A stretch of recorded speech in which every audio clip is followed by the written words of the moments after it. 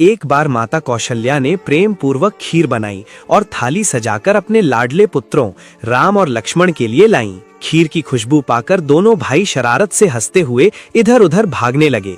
माता कौशल्या भी मुस्कुराती हुई खीर लेकर उनके पीछे पीछे दौड़ी। कुछ देर बाद माता ने दोनों बच्चों को अपनी गोद में बिठाया और बड़े स्नेह से खीर खिलाने लगीं।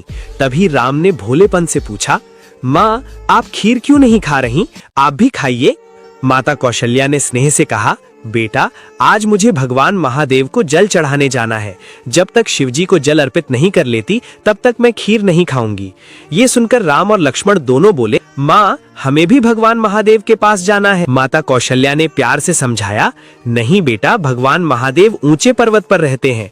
वहां तक पहुंचने के लिए घने जंगल और नदियां पार करनी पड़ती हैं। हम बड़े लोग भी थक जाते हैं, तुम दोनों तो अभी बहुत छोटे हो। माता की बात मानकर दोनों चुप हो गए, लेकिन उनके मन में शिवजी को जल चढ़ाने की प्रबल इच्छा जाग उठी।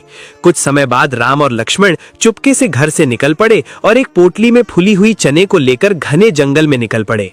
दोनों भाई चलते चलते वे घने जंगल में पहुंच गए, जहां दूर एक ऊंचा पर्वत दिखाई दे रहा था।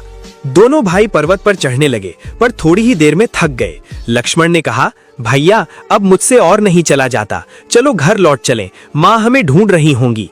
राम ने भी उदास होकर कहा, हाँ लक्ष्मण, हम बहुत छोटे हैं, शायद भगवान महादेव हमारी पूजा स्वीकार नहीं करेंगे। ये कहकर दोनों भाई पर्वत की चोटी पर बैठकर रोने लगे, फूली हुई चने खाने लगे।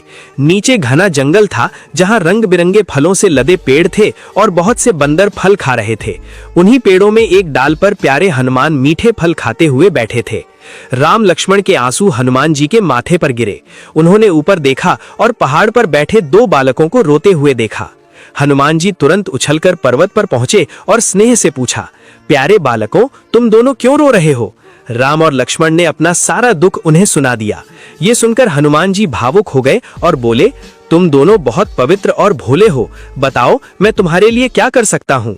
राम ने कहा, हमें शिवलिंग के पास ले चलिए, हम भगवान महादेव को जल चढ़ाना चाहते हैं।